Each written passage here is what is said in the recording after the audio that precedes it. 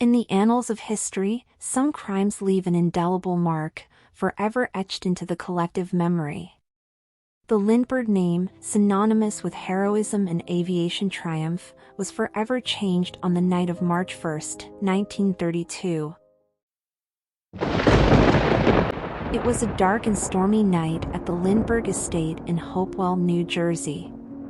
Inside their tranquil home, tragedy was about to strike in the most chilling way imaginable.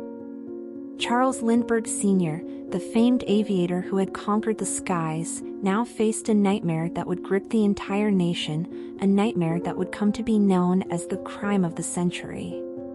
A brazen kidnapping, a series of heart-wrenching ransom notes, and a desperate search for baby Charles Lindbergh Jr. would thrust this case into the spotlight as the world watched in shock and disbelief. Welcome to Claws and Crime Chronicles, where we dive deep into the dark and enigmatic world of true crime and mysteries. Join us in this gripping episode as we unravel the mysteries and dark secrets surrounding the Charles Lindbergh Jr. kidnapping, a crime that would captivate a nation and leave behind a legacy of intrigue and unanswered questions. Charles Lindbergh was a prominent American aviator, military officer.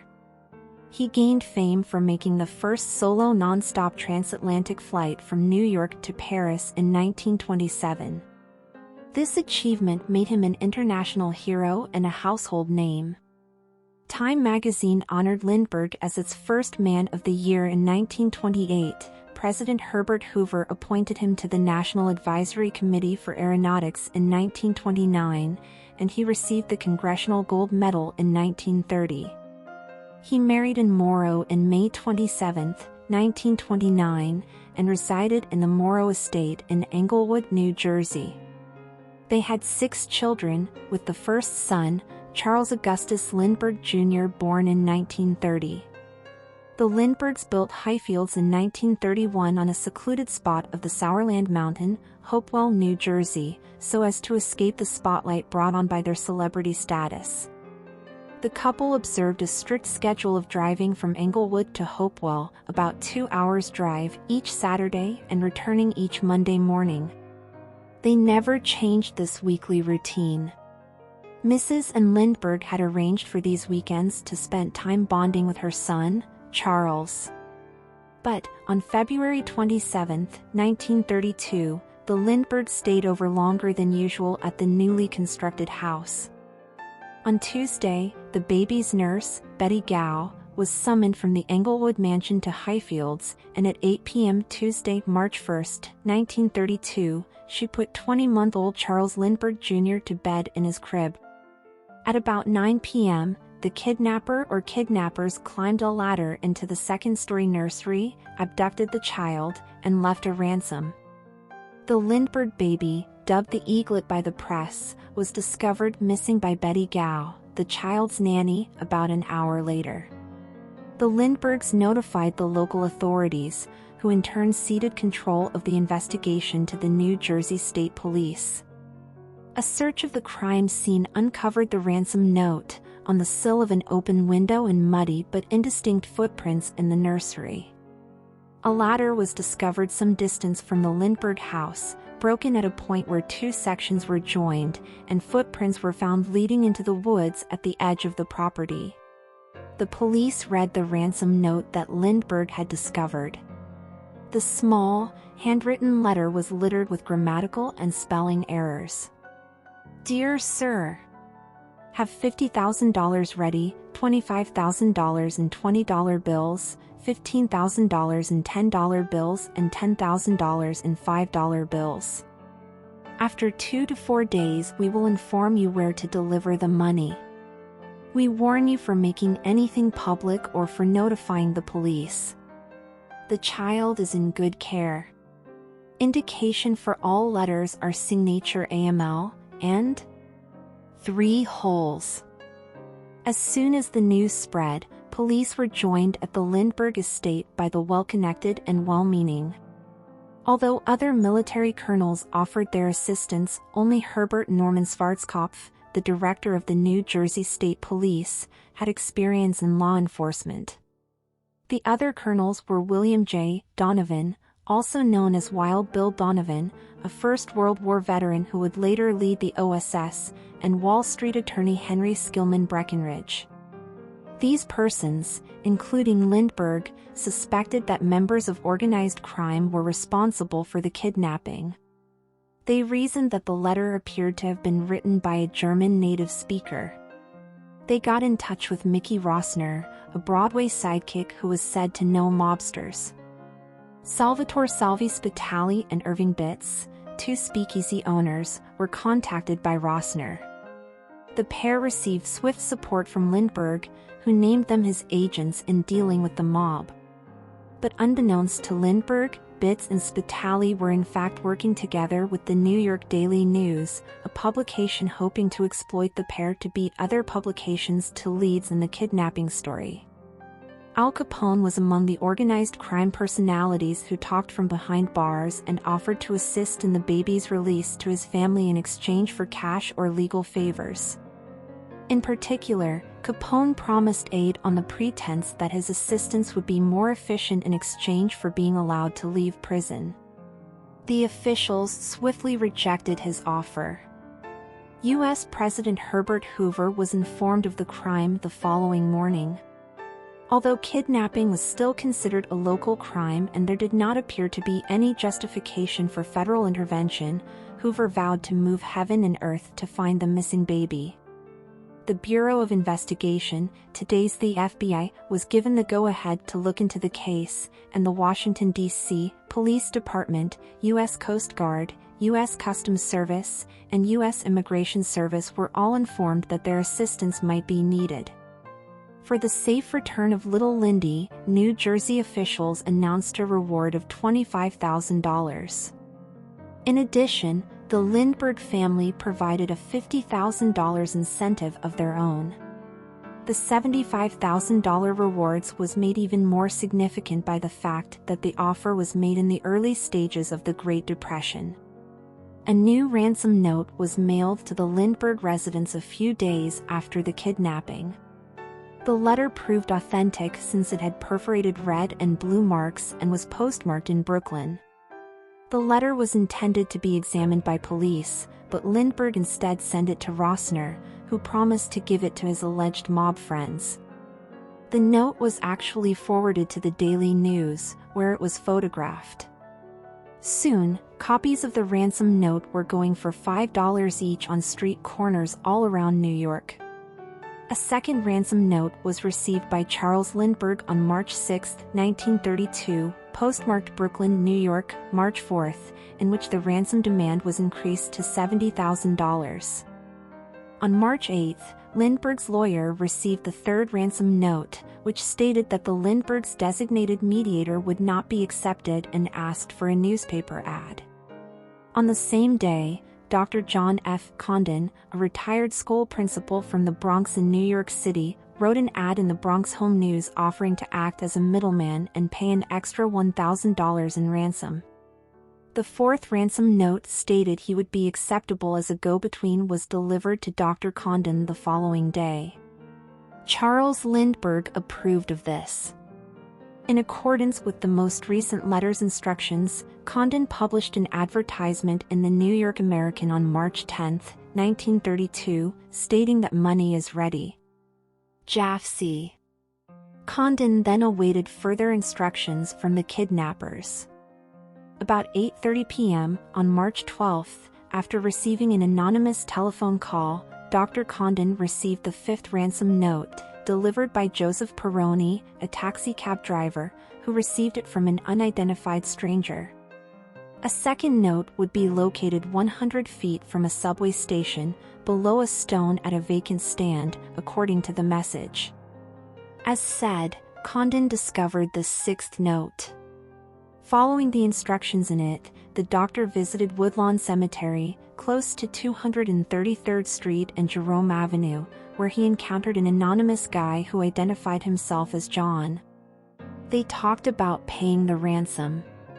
Cemetery John promised to give the child's identity in the form of a token. On March 16, Dr. Condon got a seventh ransom note and a baby's sleeper as a token of identity. Lindbergh received the suit, which was later located. Condon kept running commercials. On March 21, Condon got the 8th ransom note, which demanded perfect compliance and informed him that the kidnapping had been planned for a year. On March 29, Betty Gow, the Lindbergh nurse, found the infant's thumb guard, worn at the time of the kidnapping, near the entrance to the estate.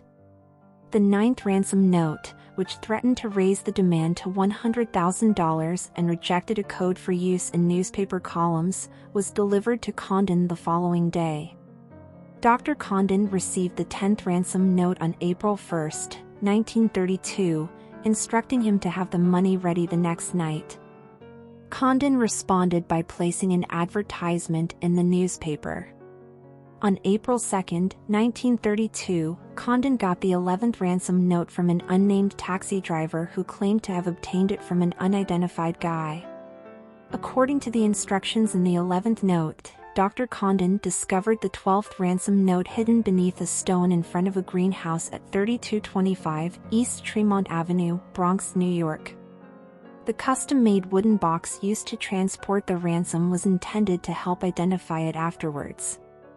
The actual ransom was made up of a number of gold certificates that would soon be taken out of circulation. It was thought that anyone carrying a significant sum of gold money would stand out and aid in finding the kidnappers. In addition, although the banknotes themselves were not marked, Chief of the Bureau of Internal Revenue's Intelligence Unit Elmer Lincoln Eyre insisted that each bill's serial number be documented. Following the directions in the 12th note, Condon met with Cemetery John once more that same evening to drop the demand to $50,000. The 13th note, which contained directions that the stolen child could be discovered aboard a boat named Nellie near Martha's Vineyard, Massachusetts, was given to the stranger in exchange for a receipt and this sum of money. The guy then made his way northward via the park's woodlands. Lindbergh went there and looked around the docks, but there was no boat called Nellie. In an effort to frighten the kidnappers into revealing themselves, a desperate Lindbergh resorted to flying his plane low over the piers. 2 days later, Lindbergh acknowledged he had been tricked.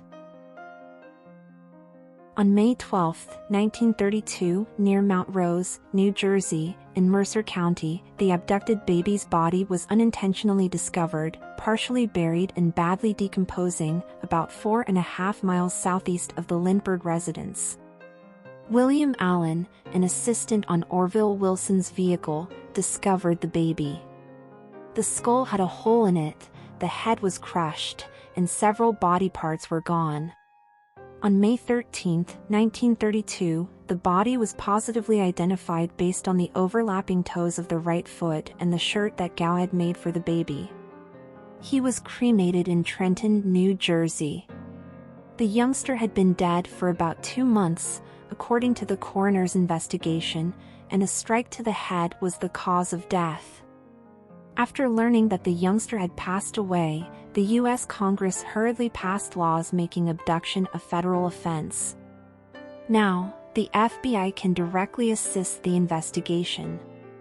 In June 1932, authorities started to suspect an inside job carried out by someone the Lindberghs trusted. Violet Sharp, a British domestic helper at the Morrow residence, came under suspicion. She has offered conflicting accounts of where she was on the night of the kidnapping.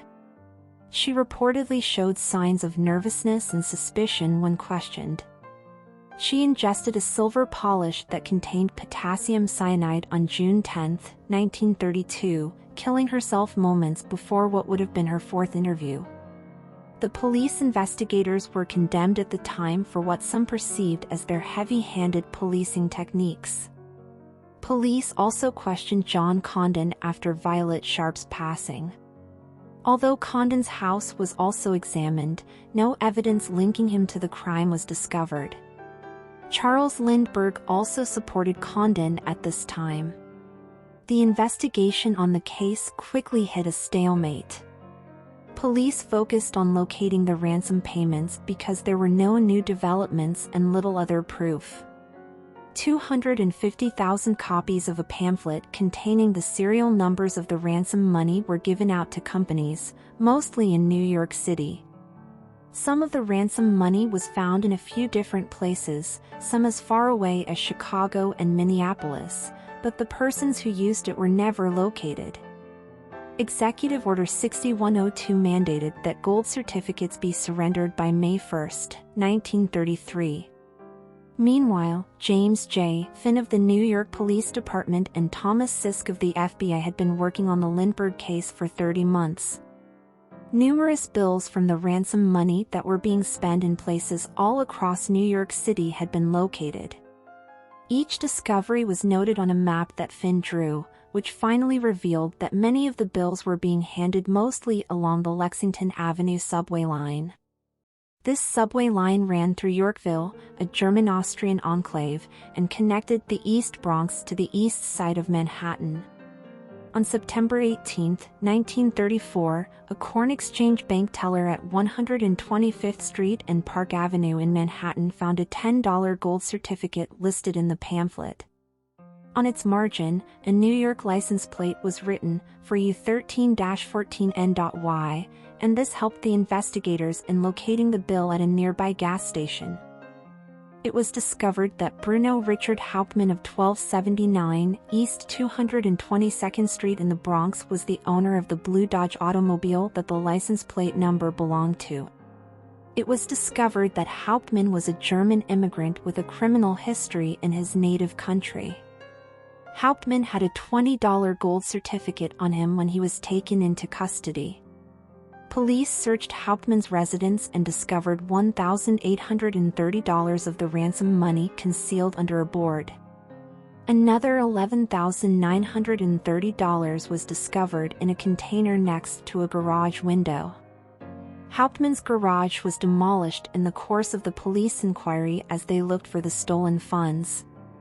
Finn took Hauptmann into custody, and over the course of the next day and night, beat him at least once while questioning him. Hauptmann claimed that Isidore Fish, a friend and former business colleague, had left him money and other valuables. Fish passed away on March 29, 1934, not long after arriving back in Germany.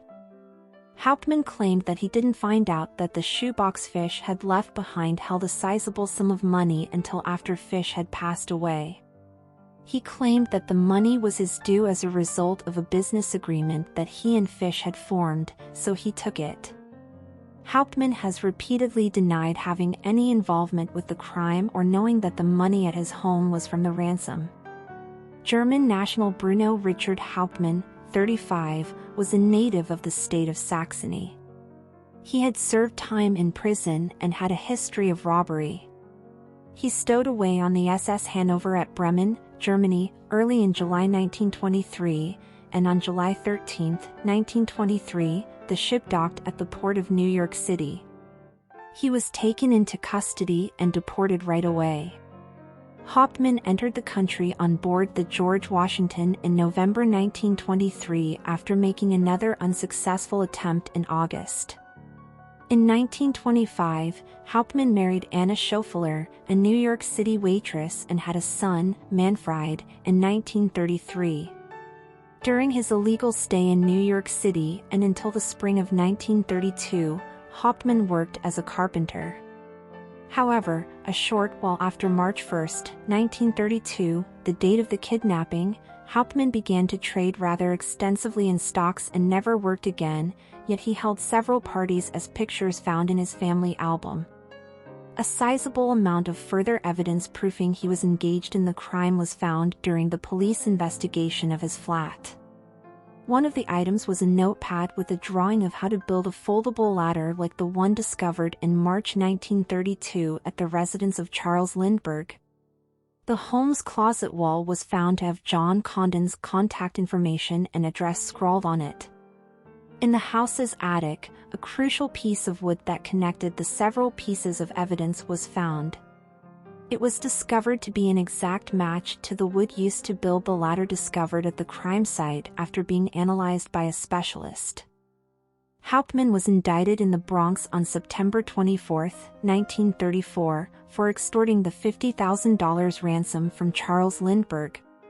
2 weeks later, on October 8, 1934, Hauptmann was indicted in New Jersey for the murder of Charles Augustus Lindbergh, Jr. 2 days later, he was surrendered to New Jersey authorities by New York Governor Herbert H. Lehman to face charges directly related to the kidnapping and murder of the child. Hauptmann was moved to the Hunterdon County Jail in Flemington, New Jersey, on October 19, 1934. Hauptmann was charged with extortion and murder. Conviction on even one charge could earn him the death penalty. He pleaded not guilty. Held at the Hunterdon County Courthouse in Flemington, New Jersey, the trial soon became a sensation. Reporters swarmed the town, and every hotel room was fully booked. The Daily Mirror hired Edward J. Riley as Hauptmann's attorney in exchange for the right to publish Hauptmann's narrative in their publication. Co-counselors included 2 other attorneys, Lloyd Fisher and Frederick Pope. Attorney General of New Jersey David T. Willans oversaw the prosecution. In addition to Hauptmann's possession of $14,590 of the ransom money, the state also presented evidence demonstrating a significant resemblance between Hauptmann's handwriting and the handwriting on the ransom notes. The prosecution called 8 different handwriting experts to testify, and they compared the ransom notes' words and letters to those in Hauptmann's writing samples, which included paperwork created before his arrest, like auto registration applications. Based on the forensic work of Arthur Kohler at the Forest Products Laboratory, the state also introduced photographic evidence demonstrating that the wood from the ladder left at the crime scene matched a plank from the floor of Hauptmann's attic. When asked about Condon's telephone number, he could respond only, "I can't give you any explanation about the telephone number." In order to spare the jury from having to undergo a thorough examination of the body and its state, the defense did not object to the identification of the body, as was customary at the time in murder trials. In the end, Hauptmann was found guilty of the crimes and given the death penalty. Hauptmann declined a last-minute request to postpone his execution to a life sentence in exchange for a confession as well as a $90,000 payment from a Hearst newspaper for a confession. On April 3, 1936, 4 years after the kidnapping, Hauptmann was executed in Old Smoky, the electric chair at the New Jersey State Prison. Hauptmann's last meal consisted of coffee, milk, celery, olives, salmon salad, corn fritters, sliced cheese, fruit salad, and cake. Reporters present at the execution reported that he went to the electric chair without saying a word. He had addressed his last words to his spiritual advisor, Reverend James Mathieson, minutes prior to being taken from his cell to the death chamber. He reportedly said in German, "I am absolutely innocent of the crime with which I am burdened." After Hauptmann's passing, certain journalists and independent investigators raised numerous concerns about the manner in which the investigation was handled and the fairness of the trial. Questions were made about anything from evidence tampering to tampering with witnesses. Anna Hauptmann sued the state of New Jersey twice in the 1980s for her husband's unlawful execution. The lawsuits were thrown out both times for an undisclosed reason. The Lindberghs, in the meantime, became the targets of a number of other jokes and allegations regarding their child. Even today, a few individuals admitted that they are the Lindbergh baby. As we conclude this journey into the heart of one of history's most captivating criminal mysteries, the Lindbergh kidnapping, we're left with more questions than answers. Was justice truly served, or did the truth slip through the cracks of time? Join us again as we continue to delve into the darkest enigmas of the past, where shadows of intrigue and whispers of conspiracy persist. Stay tuned for more riveting stories on Claws and Crime Chronicles, where we unravel the mysteries that haunt our history. Thank you for joining us on this journey through history's mysteries. Remember to subscribe, like, and share, and leave a comment as we continue to unearth the enigmatic stories that have shaped our world. Until the next episode, this is Kat from Claws and Crime Chronicles, signing off.